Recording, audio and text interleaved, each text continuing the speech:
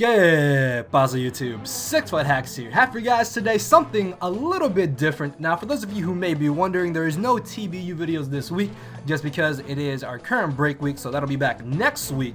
Now this was an experimental tournament that was kind of going on my Discord that was run by C-Slug. His channel link is going to be down below, as well as our two finalists in this experimental tournament, which are PokemonGuru, who's right now in our current FFA session, and Shut Up Sork. So yeah, check all three of them out, guys. Now the reason why we were running an experimental tournament as opposed to like an official tournament is because we wanted to see how this one would turn out. I think we only had like 16 people, so for future tournaments we want to do like maybe 32 people. So I would really like it if you guys could let me know in the comment section below if you would like to be part of a future tournament. I think this tournament went on for about a week so people could get their matches done. If we do more in the future, they'll probably go on about 2 weeks. And then one of the prizes I guess was kind of like me being able to upload the tournament finals onto my channel along with like maybe $10. So for the future there's going to be more prizes and probably like a little bit more cash, because I want to be more involved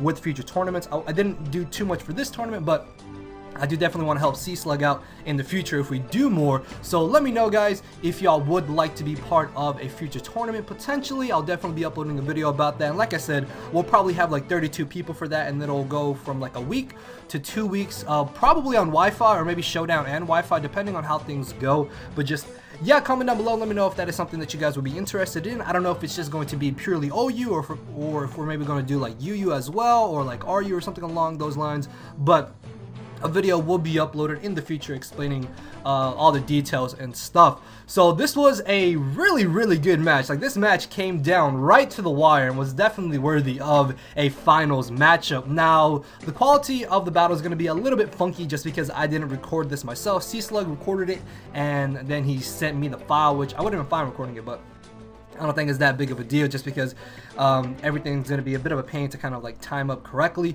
So if you look at team preview, obviously this is an OU battle. Now looking at threats, depending on what kind of Zard form they're each running, could actually prove to be a threat to the opposing player. For example, PokemonGuru, if he's got Zard Y, Sork has no switch-ins to that. If he's Zard X, it could potentially Dragon Dance and sweep him late game once Landorus is weak.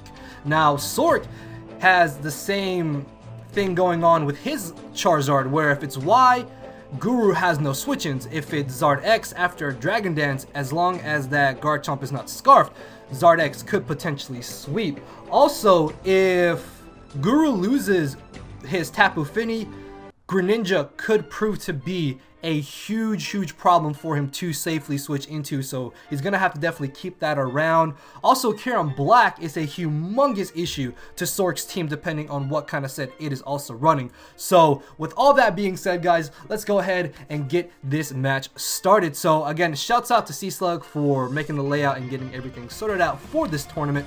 So Guru is going to be leading off with his Kieran Black, oddly enough, as Sork is going to be leading off with his Greninja. Now, because Greninja is faster than the Kieran Black, I was expecting Guru to maybe want to switch out here, but it turns out that he's actually choice scarfed Kieran Black, and turn 1 is going to take an early 6-5 lead, just nuking that Greninja, as now Sork is going to get a free switch into his Tapu Fini. Now, because the Kieran Black did go for the outrage, he is unfortunately locked into the outrage, so he can't switch out here, and he's got no choice but to take whatever move Sork wants to go for, as Sork does end up going for the Moonblast. This actually does less damage than I was expecting. Then again, Kieran Black is very bulky, so Guru, knowing that he can't do anything to this Tapu Fini, is going to go ahead and switch out into his own Tapu Fini. And if it comes down to it, these Pokemon can definitely wear each other down because of Nature's Madness. Unfortunately though, Sork does miss his first Nature's Madness, as he will be able to hit the second one, bringing this Tapu Fini to about 50%, as Guru ends up going for the Moonblast, just probably scouting out to see what Sork wanted to do, or maybe he doesn't have the Nature's Madness. Either way though, it looks like Sork's Tapu Fini is running a lot more speed than Guru's Tapu Fini, so if it comes down to it, Sork's Tapu Fini could potentially beat Guru's Tapu Fini 1v1, but he's actually going to go ahead and switch out into his Magnezone, most likely expecting another Moonblast to come his way, and then from there he could potentially go for a Volt Switch or a Flash Cannon depending on how things went. But Guru ends up switching out himself into his own Charizard, and Sork's gonna make an aggressive switch directly into his Landorus, hoping that this would be Charizard X, also probably revealing that he is not Choice Scarf, because he could have stayed in, outsped him, and gone for the Volt Switch unless Guru switched into his Garchomp. Either way though, it does turn out to be Charizard X, as Sork made the correct play there. Now this Charizard is at neutral attack, which means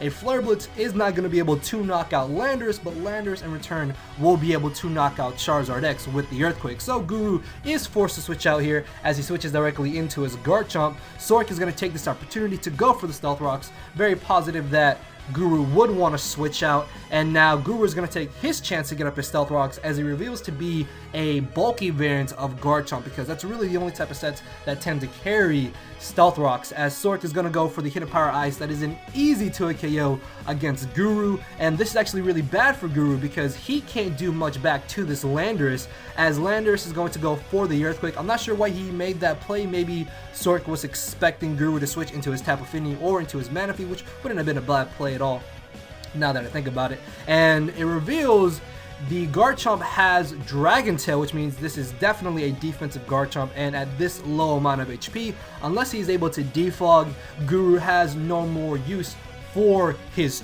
Garchomp. So this is going to allow Sork to pick up a early KO after losing his Greninja, as Guru reveals to have the Poison Jab, which is something I personally have not seen much on defensive Garchomp. Either way though, Chomp is going to go down here, and now it is 5-5. So Sork is sitting in a pretty good spot right now. He's got his Tapu Fini on, but Guru can now get a free switch into his Tapu Koko potentially, but he actually ends up bringing in the Manaphy. Now, I thought this was a little bit odd, but as you're about to see, this is actually a setup variant of Manaphy because he turns out to have the Z Rain Dance. Now, the cool thing about Z Rain Dance is that it gives Manaphy a +1 in its speed stat while also setting up the Rain, boosting Manaphy's water type stab moves, as Sork is just gonna stay in here scouting out to see what this Manaphy potentially wanted to do. He does end up going for the Nature's Madness, luckily does not miss, and he's gonna be able to get off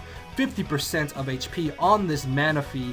But from the looks of it, Manaphy could potentially go for a Tail Glow here and be set to just sweep, unless Sork does have the Haze on his Tapu Fini, which some of them do still carry nowadays, but Sork is actually going to end up just going for the Moonblast, hoping to knock out the Manaphy. However though, he does end up getting the special attack drop, which means now Manaphy is only at +1 speed and +2 special attack. Either way though, with that +2 special attack, this Energy Ball is going to be able to knock out his Tapu Fini, and the fact that Guru was able to get rid of Sork's Tapu Fini is really huge, because this means Kyurem could potentially still put in a lot of work in this match, as well as Charizard after that Landorus is weakened. So in comes the Salamence, and Guru's gonna go for the Surf. Because of that special attack drop, Guru is going to barely miss out on the KO against that Salamence, and this is potentially bad because now this Mets could maybe sweep, although it is in Rock's range if I'm not mistaken, so scratch that, unless for some reason Guru went for the defog later in the match, but I don't think he should do that. If he does for some reason want to keep Mets in check, he is going to be able to just knock it out here with the Volt Switch, as Guru is now up 4-3, and he's going to Volt Switch into his Kyurem Black, which at this point we know is Choice Scarfed. So it's going to take Rocks damage here to the point where it's not going to be able to switch it back in again to Rocks, as the Rain stops. Rain stopping there doesn't end up mattering too much, as in comes the Magnezone. This could have been a potentially bad play on Sork's part if this Scarf Kyurem did have Earth Power, which I myself have run in the past, but it doesn't have the Earth Power, and he's going to end up going for the Hidden Power Fire. I think that Guru probably should have gone for the Outrage. I think that maybe would have done more damage than what Hidden Power Fire would have done, because he most likely has max attack, and Kyurem's base physical attack is 170, so even though it would have been resisted, Outrage still probably would have done more. Either way though, all he needed to do was just get off some tip damage on the Magnezone. As in comes the Charizard X or Y, Guru is going to switch into his Tapu Koko, knowing that it doesn't matter which set it is, he will be able to outspeed it and potentially Thunderbolt it and knock it out if it is Y, or get off a huge hit if it is Zard X, which does turn out to be Zard X, as the Thunderbolt is going to be doing a solid chunk of damage. He does get a little bit lucky here and gets the 10% paralysis, but that does not matter, just for the fact that Sork did end up going for the Flare Blitz and not going for the Dragon Dance.